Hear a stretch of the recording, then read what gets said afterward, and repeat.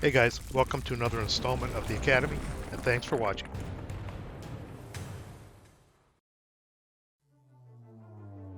Hey guys, Neil with the Academy here.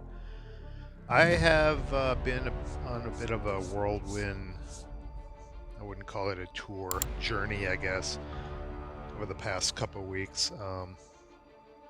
About a week ago now already, my mom passed away unexpectedly, and yeah, it was tough, but I need a little distraction. I'm back home now.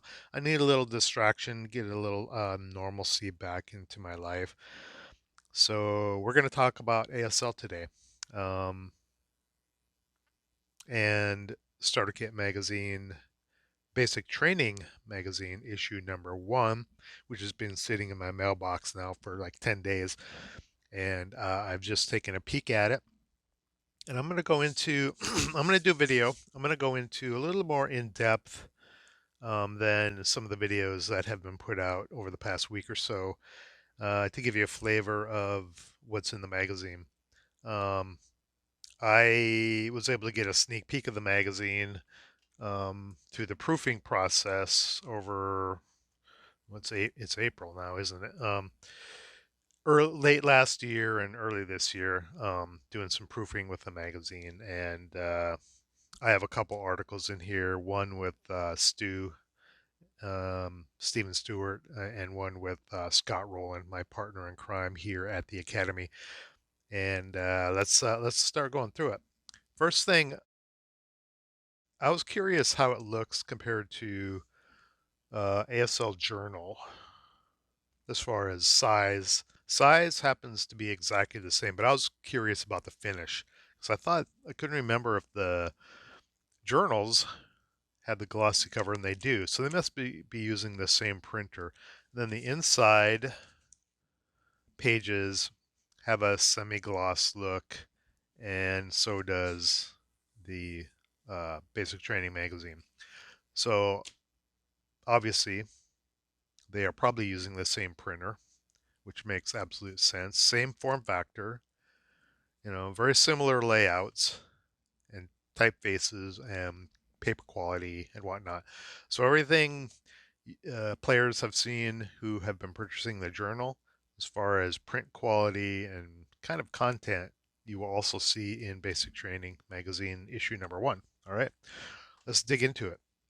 We're going to start with the magazine. I'm just going to pull this stuff out, and we'll get to that in a bit. And let's just look at the packing list.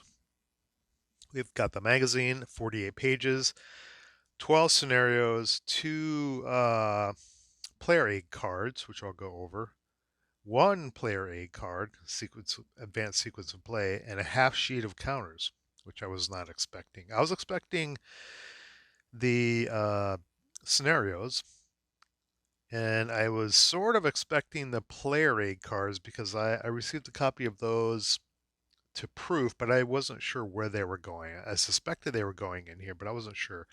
But no, I was not expecting the half sheet of counters. Okay. All right. Base Training Magazine issue number 1. Okay. We've got basically a forward by the executive editors. I'm not sure exactly who wrote this. Maybe Brian uh, wrote this. And then here are the articles. We've got 1, 2, 3, 4, 5, 6, 7, 8, 9 articles here. Well, including the umpire's view at the beginning. So 8, I guess 8 ASL Starter Kit content articles. We've got guides to learning Starter Kit for players new and old, a series replay of War of the Rats, behind the numbers, kind of a crunch in the numbers of War of the Rats from the scenario replay. Runaway, a quick primer on the art and science of routing by Ken Dunn. Rout, basic training, small victories through masterful retreats by myself and Stephen Stewart. 2 halves make a whole. Some thoughts on half squad employment. If Then Elst, decision at Elst tactical perspective by myself and Scott. And solo ASL Starter Kit, how to achieve victory without breaking by Mark Stevens. Mark Stevens is part of our Palouse area Wargamers group on Facebook, and so is Scott, and so is myself. So it's kind of cool that three people from the Palouse area Wargamers group have content in this basic training magazine. We have some miscellaneous things here talking about the quick reference data card terrain, info on submitting. Now there's a block here about submitting. If you want to see more Starter Kit magazine, basic training magazine, fire up, your favorite word processor and get the gears going in your brain and start thinking about articles you might be able to write for Starter Kit and basic training magazine, because that's probably the only way we're going to see more issues. If us, the players, and the fans of the system write the content and submit it to MMP, and this tells you how to do it. Okay, don't be afraid to knock something out and give it a try and submit it and see how it goes. All right, let's just go through the articles real quick. Let's see, guides to learning ASK, or to learning SK for new and old players, and basically just a guide on how to start learning a starter kit. And there are various references to things in the rulebook, things online, that'll help you get you going in picking up the system. Here are the tips from the trenches. This is taken from, I think it goes all the way back to ASL Annual. Little guy in the trench in the foxhole here, giving you tips on the game system. In this case, happens to be starter kit specific. Here are all the current boards available in starter kit and where they were printed or where you can get them. War of the Rats series replay. This is a really long replay. It's by Germans. Is Greg uh, Schmidtgens and Andrew Malley, and neutral commentary by Perry. And this runs many pages. If you're not familiar with the series replay, it basically is a blow by blow of a scenario showing every counter, every action, and every result, and every die roll. So, if you are inclined to do so, you could recreate this entire scenario. You could set it up either with physical components on a map, pull all the components out, and set it up, just like it starts, and then just start moving and following the die rolls and seeing the results, and follow along with the text, and it'll help you kind of learn the system if you're brand new to it. It's very involved to do that. You could also do it on Vassal. It'd be much easier to do on Vassal to set it up and follow through the turns. But it's another method that you could use to learn how to play the game, how the system works, how the mechanics work, and so forth. So this is I think this is 20 some pages. It's just very in detailed, all the moves for every turn, and then a player commentary, Russian side, German side, and then a neutral commentary as well by Perry. And I am not going to go through this entire thing, but it is a potential good playing aid to help you learn how to play starter kit. Okay, where does it end? Just keeps going. Okay, there we go. So yeah, I went to page 27. And then we have behind the numbers. Basically, they crunch the numbers of War of the Rats series replay to give you kind of the results and how it may or may not, how those results may or may not have impacted the game. Like, what does this all mean, right? And as Scott and I often talk about, it's not. I mean, we get hung up on the averages. Oh, I rolled 200 times for my side, and the average was this. The average is just one small part of the stats. It's not the average that you roll, it's when you roll good or bad. Okay? Because a lot of the rolls are kind of inconsequential that you make in ASL and ASL Starter Kit. but there are a handful of really good or bad rolls can completely create your game. Even if you have a really good average, you can roll 3 boxcars at just the wrong time, and that could potentially create your game. So there's a lot more to the numbers than just the average. So I recommend people not get hooked on the just the average and focus just on that. If you really want to dig into the stats, you have to do something like this. I don't really do that. I mean, I look at the data usually when we play a game, but I try not to get too hung up on it because one, you can't influence it. You're at the whim of physical dice or the dice bot. Nothing you can do about it. And oftentimes, um, like I said, it's a matter of when you roll good or bad. Those specific situations. A lot of times when you're rolling, it's just kind of mundane stuff, especially in full ASL. You're doing things like wind rolls and picking up weapon rolls and stuff like that. And oftentimes it doesn't really matter, but sometimes you get that, you know, a critical hit at just the right time, just when you need it, or you roll a 12 and you get a dud, or you get a casualty reduction, and it really hurts in those specific times. All right. What's next? We've got Ken Dunn, Runaway, a quick primer on the art and science of routing.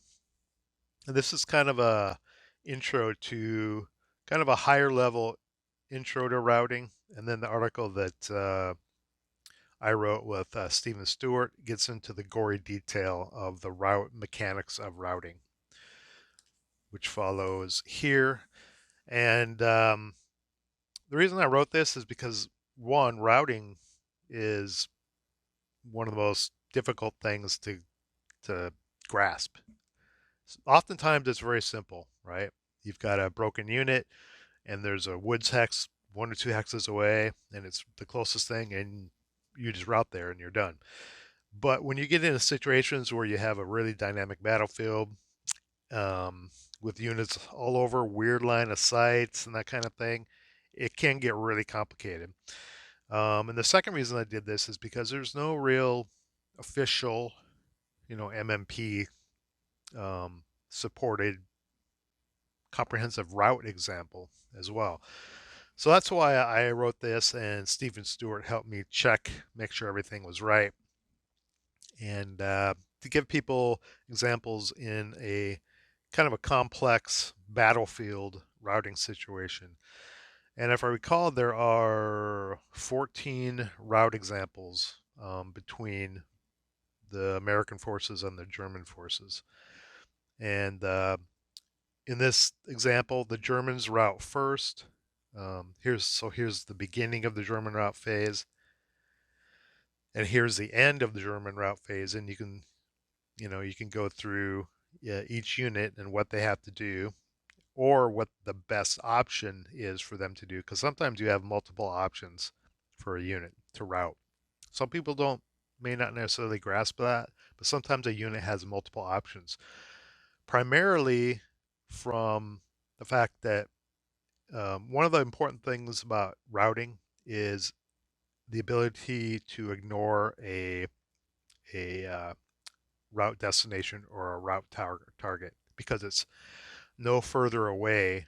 The fact that you can choose to ignore a target because of that opens up many other paths, and that gives you a lot of control on where you choose to route your units, which that's why I call it small victories through masterful retreats. You can have more influence than you think during the routing phase with your units by choosing to ignore a route target if you have that ability, and then kind of forcing your unit, choosing a different target based on that to have more control over how you route your units. Okay, so yeah, it starts with the German route. Here's the German route and then here's the American. Then the Americans route, and here's the end of American route, and then here is the final route positions for all these examples. So hopefully this will be helpful for people who haven't had a really complex route example um, in their toolkit to reference to see, oh, that's how that works. So, oh, I can ignore that and route these guys to a different location, which is more advantageous to me to rally them later or get them out of harm earlier, that sort of thing. Okay. All right. Two halves make a whole. I think this is a really good article. Don't sleep on half squads and how you can utilize them on the battlefield. I really like this article. And let's see, continues. Okay, If Then Elst by myself and Scott. Funny story about this. So I think we played Decision at Elst back in 2020, if I recall. And shortly after we finished the campaign game, Brian Yaus from MMP put out a call for Starter Kit magazine in 2020, 5 years ago. And he put out the call for articles, and we thought, well, we just finished Decision at Else. What if we do a tactical perspective? Write up, what we thought of the game, what players can do on one side or the other. The Brits or the Germans to help them in their campaign game, depending on which side. So they were on. So we whipped this together almost 5 years ago now, and sent it in, and waited and waited and waited, and then completely forgot about it, and then waited. You get the picture. And then out of the blue, uh, I got a proof copy to do the proofing on it. I'm like, oh, okay, this is happening. So it's finally done. It is in the magazine now. There may be people may be griping, well, cool Decision at Elst article. I can't even buy it, which is true, but they are reprinting it, hopefully sooner rather than later. Um, so this article may, if you own it and you haven't played else, maybe this will help those people. If you don't own it, it will be available again at some point, and maybe you can come back to this article to glean some information if you decide to play the else campaign game. Okay. So basically, I was the Brits, Scott was the Germans, the German SS. And it's called If Then Else because we start, going through and talking about, you know, playing for the long play, campaign games. Um, Scenarios are over. You make all kinds of, they're, 5 to 10 turns depending on the scenario. And you throw everything you've got. It doesn't matter how it ends. If you lose everything trying to get the victory condition objective or what have you, doesn't matter to you. You have to play campaign games completely different. You have to play the long game because units from the first campaign game date will carry over. So you tend to play a little more conservative because you want to conserve units to get carried over to the next campaign game date. So you don't do really stupid stuff a lot of the time. So the point here is, you have to play for the long play. Don't go crazy doing dumb things and risky things. Hindrances at Elst. There are a lot of hindrances on this map. Doesn't look like it when you at first glance, but it's nothing but grain and orchard, pretty much. But until you start putting units down and you start trying to make shots, you don't really realize it until you get into the game. Then we talk about campaign purchase point by nationality. The British have lots and lots of the potential for lots and lots of purchase points. The Germans have a much smaller pool of purchase points. And it's our opinion after playing it that the Brits are pretty decently favored in this. The Germans, you could have a couple, two, three really bad campaign purchase point rolls each date, and you're absolutely crippled. Just a couple, two, three bad rolls can crater the entire game for the Germans. So when we were playing it, we actually considered adding some kind of rule where that wouldn't happen.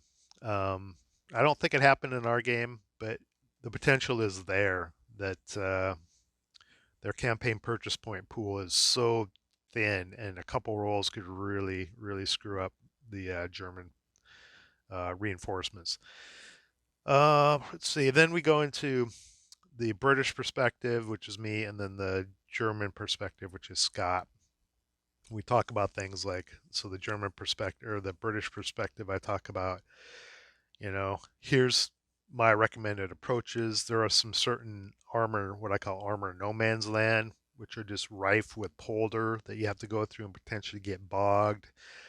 If you go up this central core, and you have to be careful of choke points, and then there's a potential armor breakout once you get past all the polder that you can use to flank. And then for the British, there are certain you have, I think, 5 campaign game dates, if I recall, 5 or 6. These are kind of the recommended progress that you should make for each date to have a chance of capturing the church and getting units off of this exit area as well. So if you're here, but it's midday September 24th or end of September 4th, you've got a lot of ground to make up. So I've got kind of points that you should be making steady progress across for each date. And then Scott's, I'm going into a lot of detail here because I remember writing this. And then Scott's tactical perspective is, don't sleep on putting the heavy machine gun on the church. You can reach out and touch someone if you have line of sight all the way to here. If you include it was either, I think it was a 9-2 or 9-1 leader up here with put a radio up there because Elst has OBA. Especially when they start getting out of the orchards here, you can start doing some damage here. Then he talks about strong points here, fallback positions, because the Germans, their entire game is not to eliminate British, it's just to keep them from advancing, to slow them down. So you have to focus on falling back to strong points, each date, and trying to just hold back the tide of Brits that are coming, because they are going to come and the Germans will not be able to stop them. You just have to slow them down enough to either not get the church and or not get units off the east edge here to head up to Arnhem and support the bridge there. And then we have our recommended uh, what to buy during the refit phase. If the campaign game date is this is the British recommendation. Then buy these things. Your initiative chit. Buy these things, and then these are sort of your goals that you should have. And then Scott has a similar one for the Germans here. If it's this date, recommended what you buy. These are just our recommendations. You can play it any way you want. And the goals. So that's kind of where the name of the article came from. If Then Elst, for recommendations for how to approach each campaign game date with initiative and points that you spend and what you spend them on. Especially for the Germans, assuming you get enough points. One thing about the British, so secondary British perspectives, this is an important one. Keep Major Super alive. 10-2. I never risked him. I played him pretty conservatively. I kept him alive, and he did things at certain times that really mattered. If you lose him, that could be very painful. Anyway, yeah. So we talk about line of sights. I think Scott had a couple Panthers, and I believe you can buy more Panthers as well. I think our thesis is the Germans, if you play the 2 initial Panthers you get, I believe, if you play them very well and very conservatively, they can hold the Shermans, all the British Shermans, at bay for pretty much the entire game. And then the Germans should be spending, campaign purchase points on other things than armor, things like offboard artillery, that kind of thing. Okay. Then we have the Elst Coda, kind of a summary. And again, here at the end, the editors here put in, there are no perfect plans in ASL. That is very true. But these are good general guidelines for decision in Elst. And I believe I put in the coda here that, yeah, these are just our perspectives, our recommendations. You should play the game any way you feel fit, that you have fun. The most important thing is just to have fun playing Decision at Elst, because we thought it was pretty fun. All right. And then Solo Starter Kit by Mark Stevens. He talks about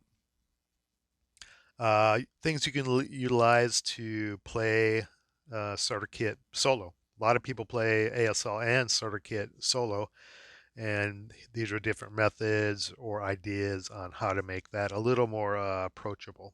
Okay. And then here at the end it says, he must make a reference to solitary ASL. At this time, there are no active plans to convert solitary ASL to Starter Kit.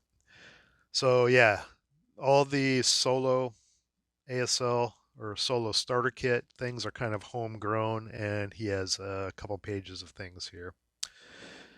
Feeling creative.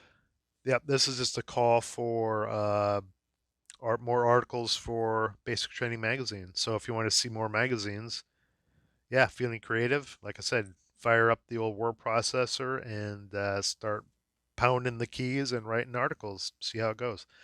Then on the back, we've got a very simple ad for Marco Polo Bridge, the SK version that's coming out. Not much to it other than a large image and coming soon, Marco Polo Bridge. Okay, so that's the contents for Basic Training Magazine.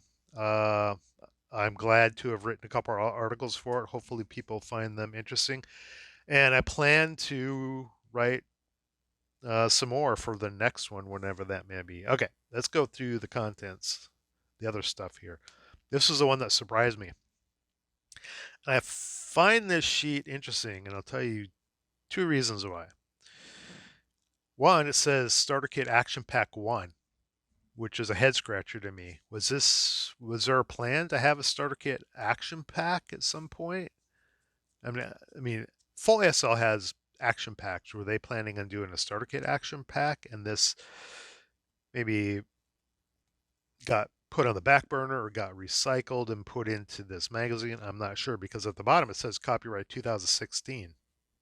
So I don't know. Maybe these counters have been around for a while and were planned to go into something else, or maybe the scenarios that are in here were part of an action pack that were going to include this, but they just folded it all into the magazine as a bonus. I don't know. Maybe someone with more info. Oh, let me go back to this. Maybe with someone with more info will can post in the comments below. So what do we have? We have a bunch of SS units, some Axis Minor units, some British demo charges, wall advantage. Those who play full ASL are familiar with these. Those who play starter kit, these they're new counters, but it's not a new concept. In the hedge rules in Beyond the Beaches, the term wall advantage is used, and basically they're just the counters are used to show which unit has advantage over a wall or hedge. Okay, um, so if there are two units in adjacent hexes to each other, and there's a hedge between them, only one can claim the tem of it, right? And in starter kit, it's essentially which one gets there first. In ASL, full ASL, it's a little more complicated to that. But there was no way to mark that. You just kind of had to remember. Oh, yeah, so whichever one has wall advantage, you just put a counter on it. Pretty simple. So they included a few of those in here. We have some American gun, ordnance and vehicles. Uh, Random Italian tank. Maybe it's in one of the scenarios.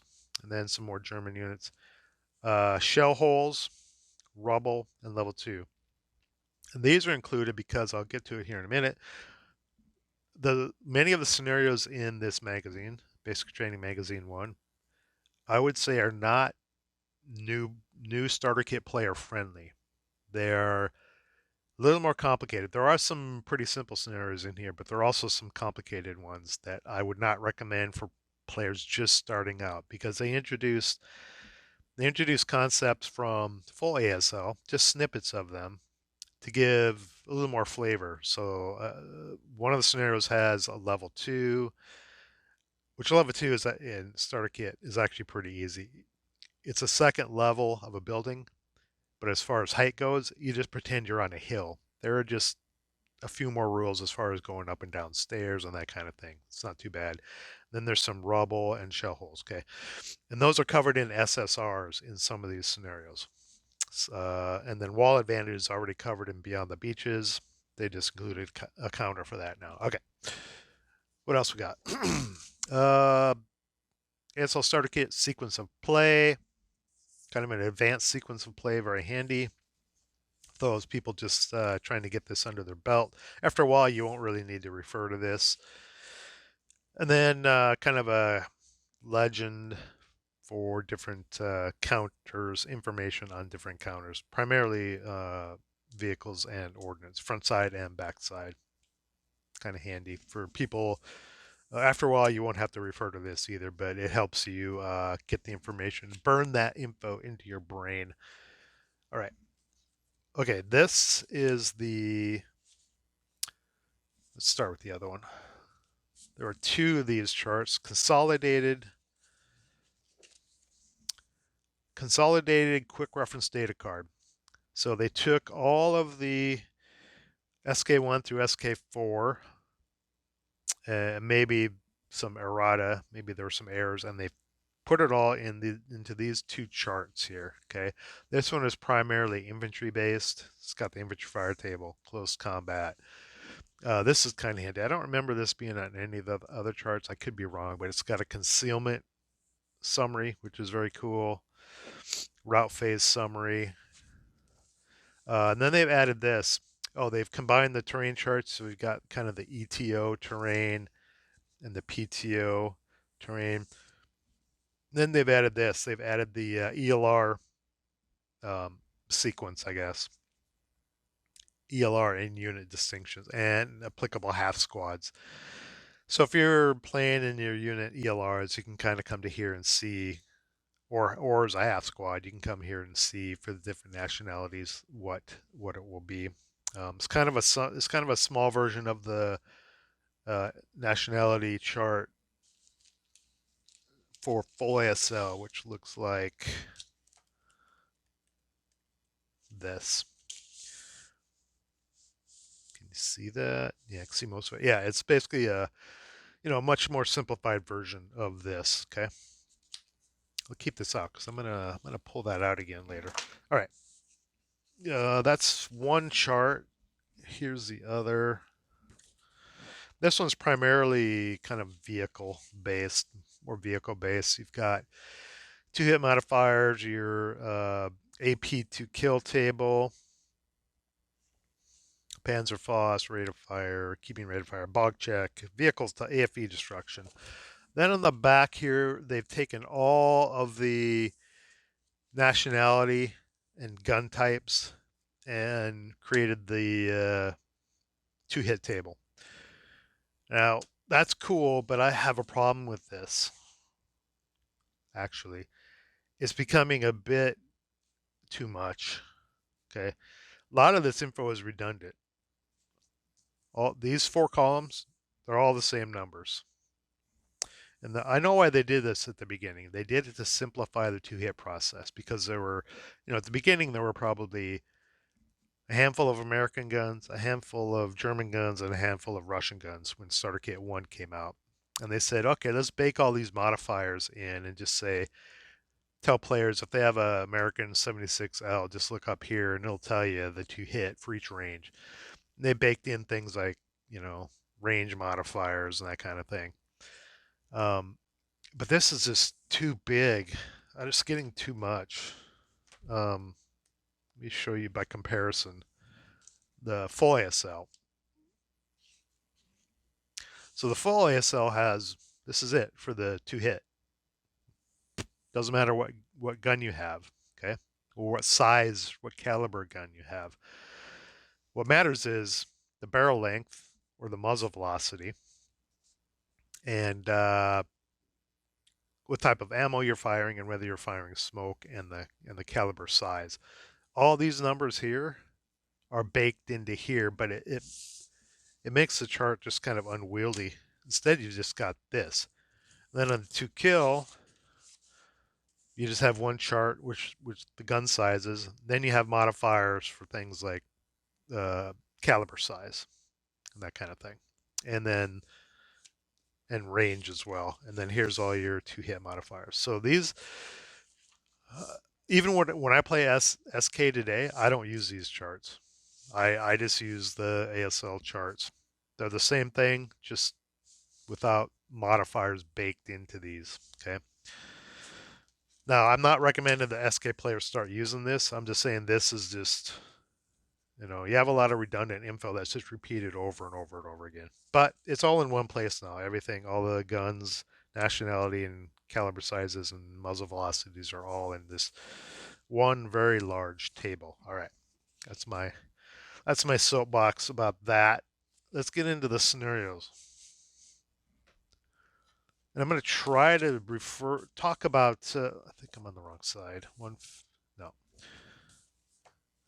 I'm going to try to talk about what's included in each one as far as complexity goes, added complexity.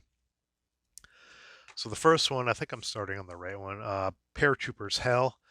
It's in Crete, and it doesn't look too complex. But if you continue on the back of 106, here are the SSRs.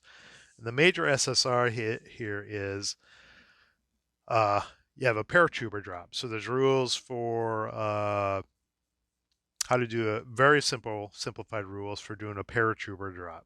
Okay, so that's the kind of the ASL flavor, full ASL flavor for this scenario. 104, 105. Where's 105? It's on the. There it is. This is a standalone step toward oblivion. Axis versus Russian. Looks like we've got Axis Miner, and not a huge complexity adder here, but there's winter camouflage, Russian winter camouflage. Not a huge deal, but that is a small full ASL flavor SSR there. Storm Group Setelnikov.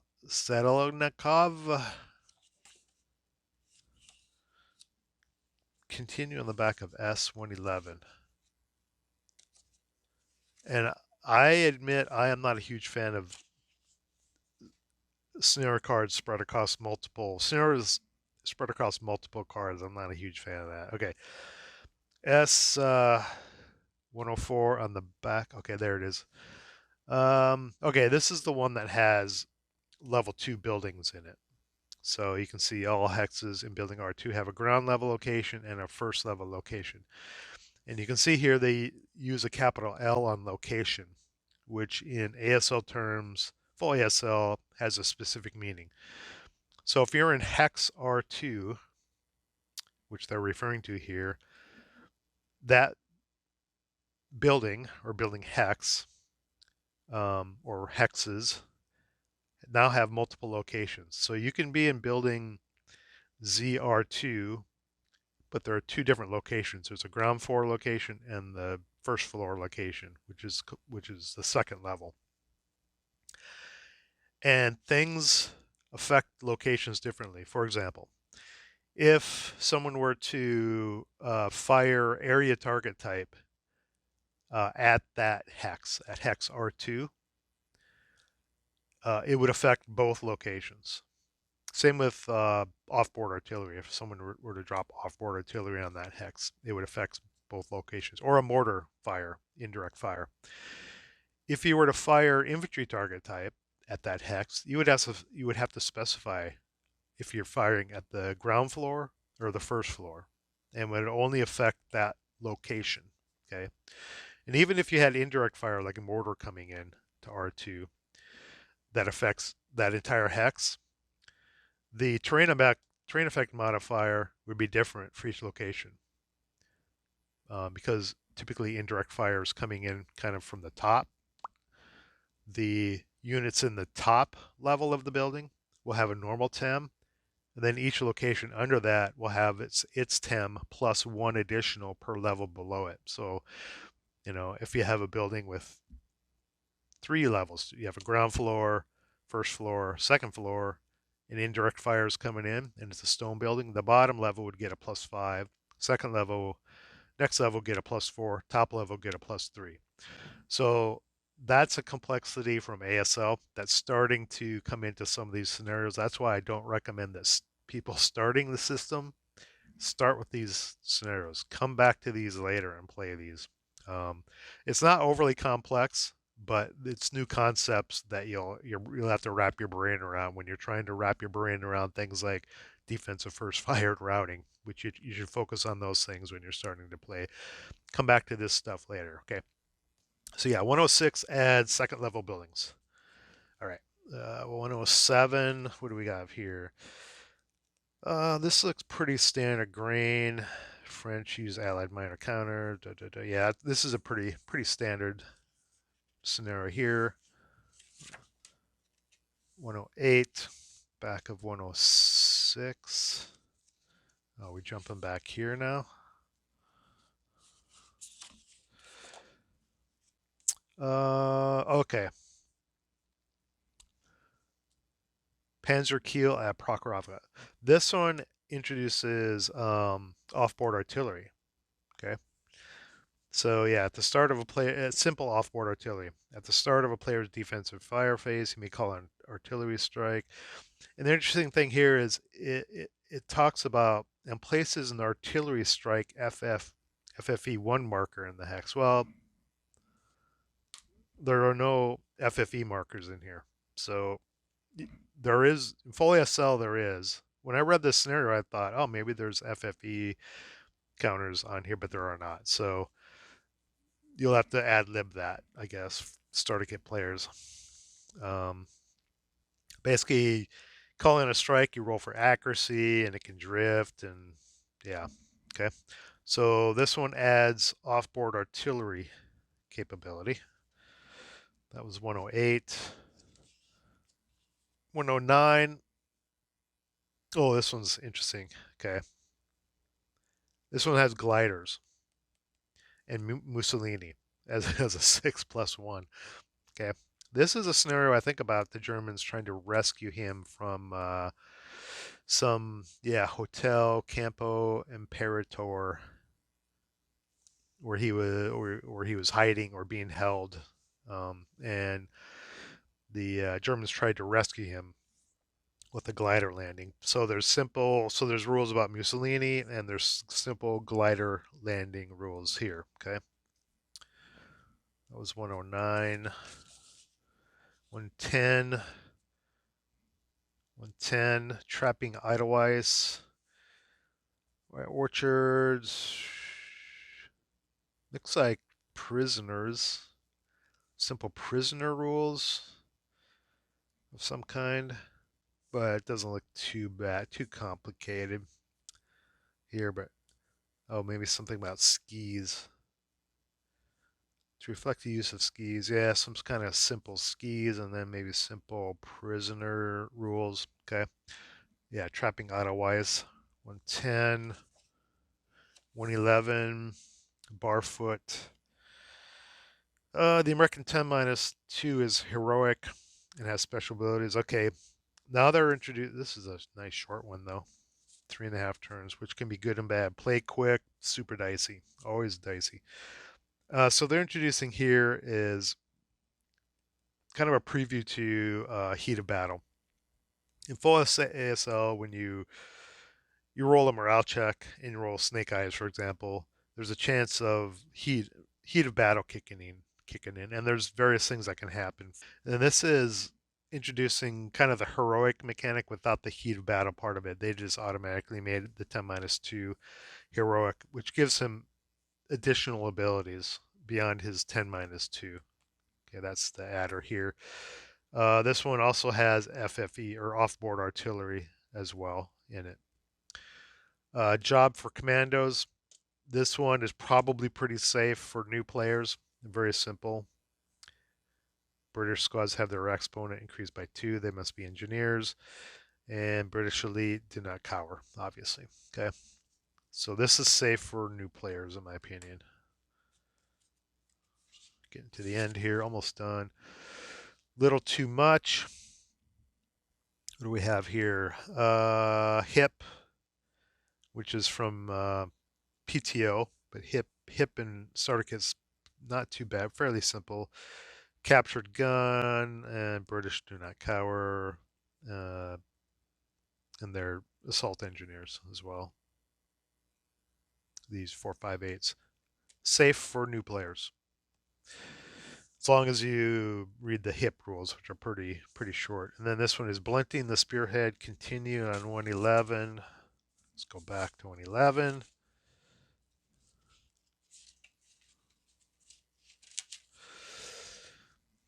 What do we have for this one?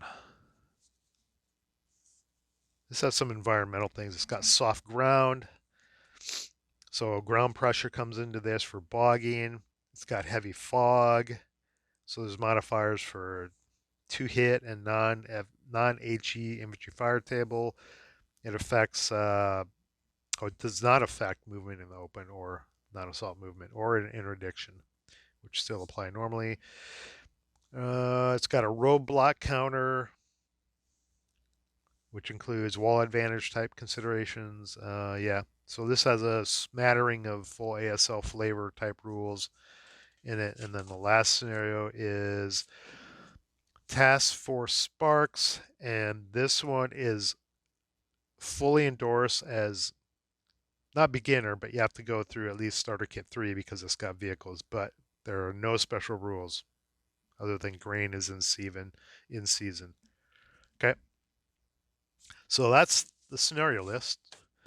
It's got a mishmash of everything, a little bit of everything from, beginner-friendly scenarios to things that are fairly complex that add some full ASL flavor text. And whenever I design a starter kit scenario and submit it, I try to include something along those lines. Something, a little nugget from full ASL that might capture a player's attention and go, oh, okay, that's what's in full ASL. For example, Making Mayhem that came out in expansion pack 3, I think, introduces very simple sniper mechanics and very simple air support, strafing run mechanics in it. And that's kind of what's going on in some of these scenarios here. Okay. Basic training issue 1. I have no idea where we are with time. It does not matter. I'm just rambling at this point. I think it's at the pre-order price now. It's $38. You get quite a bit. You get a bunch of articles. You get some counters. You get these redone, quick reference data cards. You get 12 scenarios. $38. That's a pretty good deal. The price will go up at some point. I don't know when. I don't know when because there was no pre-order for this. They just put it up for sale, but it'll go to regular price at some point. I don't know when. So if you're thinking about getting it, as I always tell people, if you're interested and you can afford it, buy it, because it'll be gone later and you may never see it again. And if you want to buy it later, you're going to buy it on eBay for double or triple the price. So if you can afford it and you're interested, order it. That's always my recommendation. All right. That's it for Starter Kit Basic Training Magazine issue 1. Like I said at the beginning, if you want to see more issues, if you want to see an issue 2, fire up that SK brain of yours to start writing some articles or getting some ideas and thinking about submitting some things. All right. That's it for this unboxing. I'm going to try to get back to more ASL stuff. The routine helps me get through this thing that we've gone through, our family's gone through, and getting back to this sort of thing kind of takes my mind off it. So thanks for listening. Thanks for watching me ramble through this. And that's it for this video. Academy out. Get to the chopper! If you like what you saw, please like, share, and subscribe. If you didn't like what you saw, thanks for watching, and let me know how I can do better. See you in the next video.